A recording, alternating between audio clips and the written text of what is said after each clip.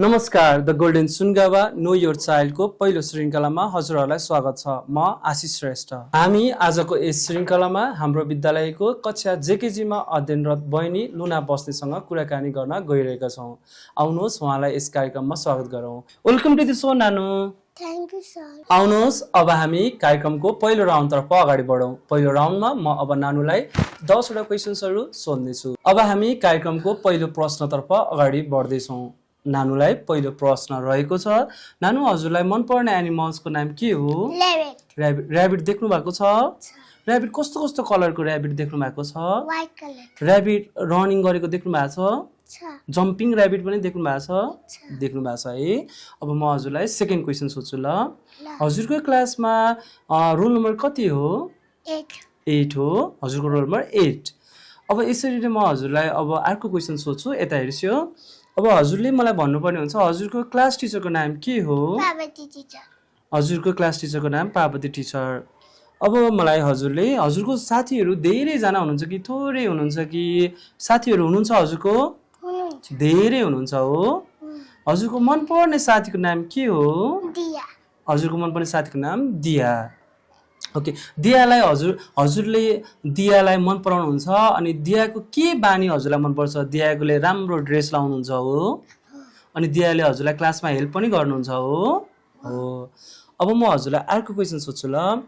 हजुरले देख्नु भएको छ डिफ्रेन्ट कलर हुन्छ हो। रेनबोमा 7 वटा कलर्स हुन्छ हो अनि कलर्स त अझै अरू पनि हुन्छ। अनि हजुरले मलाई अब हजुरको फेभरेट कलरको नाम भन्नुपर्छ। हजुरको फेभरेट कलर कुन हो? पिङ्क। हजुरलाई पिङ्क मनपर्छ? हजुरको पिङ्क ड्रेस पनि छ घरमा? छ। ओके, पिङ्क ड्रेसमा हजुर त प्रिन्सेस जस्तै देखिनुहुन्छ होला हो। हजुर त प्रिन्सेस देखिनुहुन्छ पिङ्क कलरमा। अब हजुरले मलाई हजुर कार्टुन पनि हेर्नुहुन्छ हो घरमा? केमा हेर्नुहुन्छ? टिभीमा हेर्नुहुन्छ कि ल्यापटपमा हेर्नुहुन्छ कि मोबाइलमा हेर्नुहुन्छ? ल्यापटप त किनिसकेछ। हजुर टिभीमा हेर्नुहुन्छ।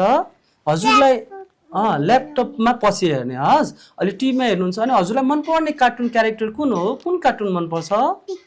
पिकाचु मनपर्छ हजुरलाई? पिकाचुको बारेमा भनिदिनुहोस् न। पिकाचु कस्तो गर्छ, के गर्छ? पिका पिका पिका भन्छ। अनि ऊ हाँस्छ कि रुन्छ कि दौडिन्छ, के गर्छ पिकाचुले? हाँस्छ, हँसाउँछ पनि तिमीलाई हो। ओके, अनि हजुरले त फुडहरू खानुहुन्छ, फ्रुट्सहरू खानुहुन्छ, भेजिटेबलहरू खानुहुन्छ। हजुरको मनपर्ने फ्रुट्स कुन हो? एप्पल मनपर्छ हो। एप्पल हजुरले स्कुलमा टिफिन पनि ल्याउनुहुन्छ हो? घरमा पनि खानुहुन्छ?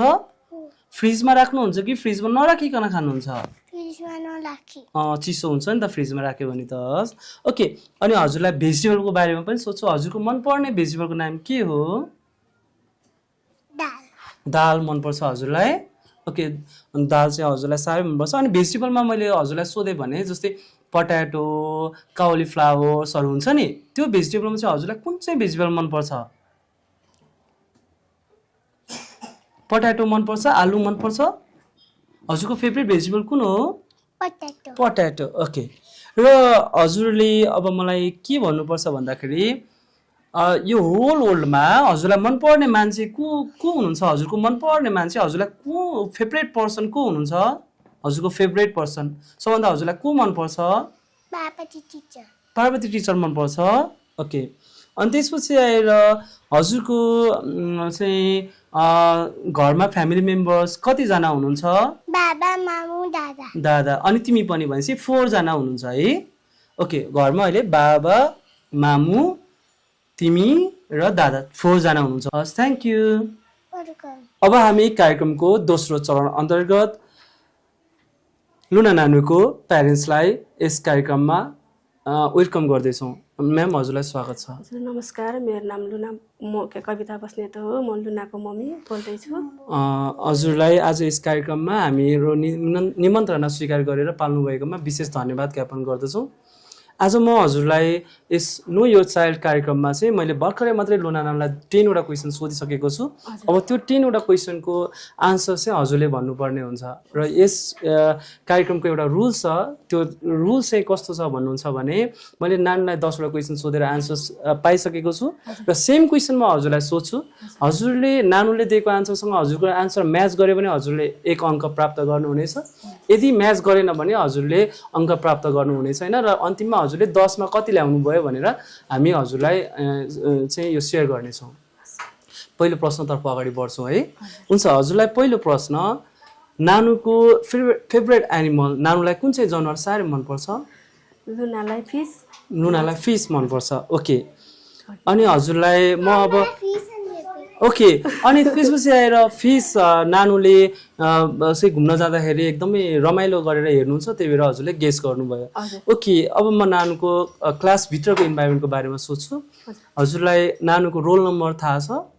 क्लासमा कति रोल नम्बर छ नानुको? थाहा छ हजुर, 8, रोल नम्बर 8। ओके, अब यसै गरी अब क्लासभित्रकै सिनारीको क्वेसनहरूतर्फ अगाडि बढिरहेको छु। नानुको मनपर्ने, नानुको बेस्ट फ्रेन्डको नाम हजुरले बताउनु पर्ने हुन्छ।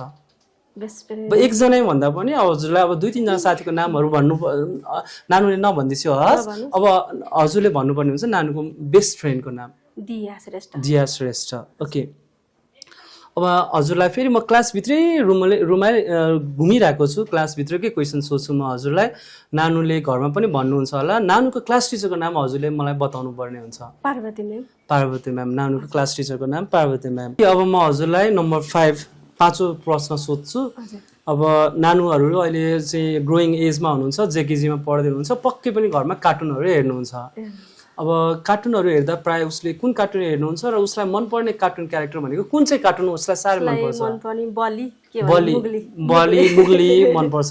बली मुगली मनपर्छ। ओके ओके, अब म हजुरलाई अर्को क्वेसनतर्फ जान्छु। अब चाहिँ म हजुरलाई होम इन्भाइरोमेन्ट भनेको घरकै इन्भाइरोमेन्ट र स्कुलको इन्भाइरोमेन्टसँग पनि यो मिल्छ र म नानुको बारेमा म हजुरलाई सोध्छु, नानुले फ्रुटमा चाहिँ कुन फ्रुट साह्रै मन पराउनुहुन्छ?